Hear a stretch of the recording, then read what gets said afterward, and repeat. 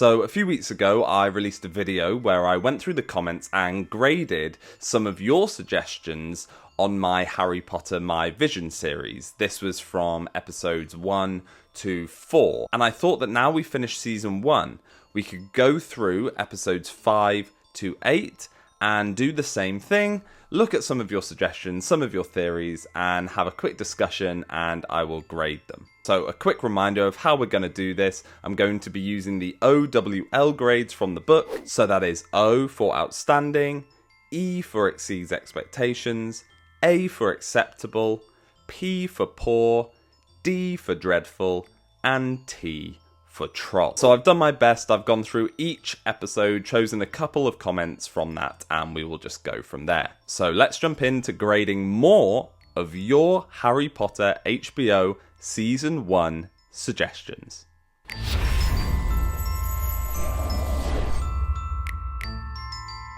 So the first comment comes from XNoWX. I'm hoping that I've got the name right there. I'm going to do my best in this video. It would be interesting if they added things like showing Ariana in the mirror when Dumbledore says that he sees himself holding a pair of socks. In the book it mentions in Harry's thoughts that he thinks Dumbledore wasn't telling the truth, and maybe we can get a look from Harry that kind of looks like that. I think it would be an interesting Easter egg to see Ariana in the mirror when Dumbledore says that, and I don't think it would break canon because Harry assumed Dumbledore was lying. I honestly really like this idea. I think that something that the show needs to do is find a nice balance between people who haven't seen Harry Potter before and diehard fans who want to see the show reimagined, more book accurate, but maybe with some things that they aren't even expecting. So I think something like this could work really well because, again, the new viewers, it's not going to spoil anything for them, but the diehard Harry Potter fans, they're going to see that and be like, oh, I know what that is. And I think that's a really fun experience for both types of viewer. I kind of envision it in a way where Harry asks Dumbledore what he sees, he gives his reply, and then when Harry leaves, we get a shot of Dumbledore looking back into the mirror, and a little girl is looking back at him, and we see Dumbledore looking really sad. I think one of the biggest issues with the books is obviously the author didn't really realise how massive this series was going to get, so she didn't plan ahead in terms of kind of dropping in Easter eggs really early on. So again, including something like this is a really nice way to actually tie the first and the last books together in a way that we never got to see in the movies. So I'm actually going to be really generous, I think, and start this episode off with a bang and give this theory an O for outstanding. Okay, and sticking with Dumbledore for a second, the next suggestion comes from Squirtle Master Kenobi, what a name, saying, something I'd like to see in the series is added footage from Dumbledore and Snape talking about Harry and building seeds for the reveal in Deathly Hallows about Snape watching over Harry, but veil it as Snape complaining about Potter. Another suggestion I really like, and kind of similar to the last comment in terms of including things that tie the final book and the first book together in a way that we never saw before. I'm not entirely sure how they would do this, especially in terms of the time restraints where we're going to include these conversations, but I definitely think there can be some kind of seeds sown pretty early that maybe there's another reason behind what Snape's doing. It's a little bit more on the nose than the previous comment about Dumbledore seeing Ariana in the mirror, but I do still think it would work, so I'm going to give this one an E for exceeds expectations. Before we move on to new suggestions, I just want to ask a big favour and ask you to hit the subscribe button and the notification bell, and I'm really enjoying all of the engagement as well, so remember to drop your comments too, and hopefully I'll get round to reading them, replying to them, and potentially including them in a future video. Anyway, let's get back into more comments, and this time these suggestions are from my episode 6 video, which is the one about the whole Norbert subplot. So the first one is from Damful saying, I wouldn't mind if they changed the dragon scene from Charlie's friends to introducing Charlie himself. And that was a very popular one in the comments. I absolutely love it as well. I do quite like the scene in the book where Harry meets Bill and Charlie for the first time in Goblet of Fire before the Quidditch World Cup, and I quite like how they expand the Weasley family then. But considering the fact that we never saw Charlie in the movies and he is an excellent character, I know a lot of fans will be desperate to see him in this series, and if we can get him straight away from season 1, then that already I think will make a lot of fans happy. Obviously it would be him and some of his friends as well, but it is a really small change that would actually mean a lot to a lot of the kind of die-hard Harry Potter fans. So I actually really love this one as well, and I am going to be even more generous and give this another O for outstanding. Everyone's on a roll in this video. I absolutely love it. Okay, so the next suggestion is also from my episode 6 video from Aaron Bentley, saying, I know there's time constraints, but I've always wanted to see a Defense Against the Dark Arts lesson in season 1 with Quirrel teaching. Even the book had no Defense Against the Dark Arts lessons. In the 3rd book, Harry says that his lessons with Lupin are the first decent Defense Against the Dark Art lessons he's had.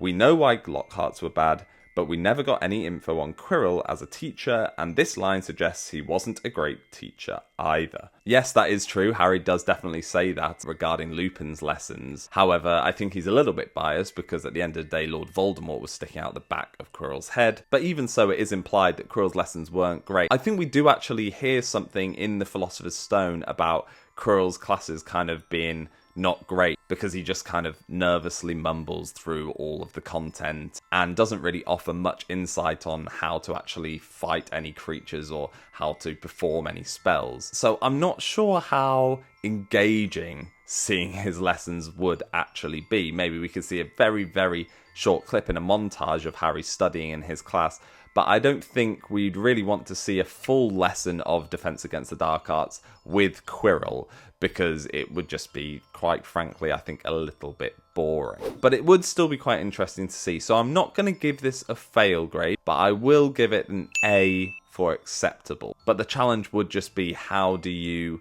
make this visually entertaining? So the next couple of suggestions are from my episode 7 video, which was all about the detention in the Forbidden Forest and leading up to the finale. So this comment is from Celine Delval, saying, I imagine a cold open with the centaurs discussing unicorn attacks in the forest and talking about the prophecy they read in the stars.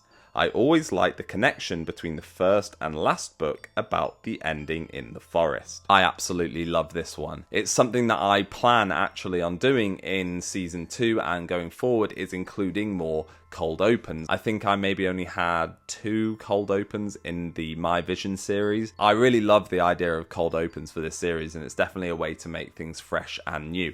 And this one is absolutely incredible because I too love the whole kind of centaur lore and their impact on the story. What I really love most about this encounter in the forest with the centaurs is they actually know that Harry is destined to meet Voldemort in the Forbidden Forest.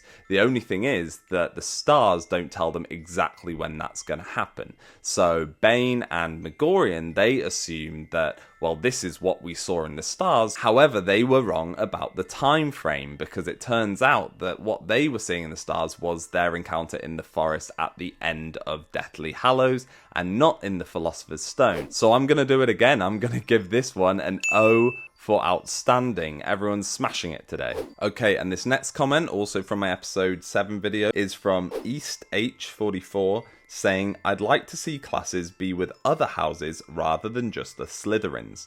Though they may have partially done this in the movies, it seemed as though the only member of other houses they ever interacted with in the movies was the Slytherins, specifically Malfoy. It would be nice to see more interaction with other students from various houses. Yeah, this is great. I think there's like a theme in the books where, for example, when they do Herbology, they seem to always be with the Hufflepuffs, and that's where Harry meets people like Ernie and Justin Finch-Fletchley and Hannah Abbott and people like that, and they kind of form a bond through Herbology classes. So it would also be interesting to include some stuff with Ravenclaws, maybe in like divination or something a little bit more theoretical, maybe astronomy, for example. I think just in general, not making just the Gryffindors the heroes and it all about the Gryffindors, I think giving a lot more screen time to all of the other houses, and that will definitely be cool to see. So I will give this suggestion an E for exceeds expectations. So finally, the last 2 suggestions that I'm going to go into today are both from my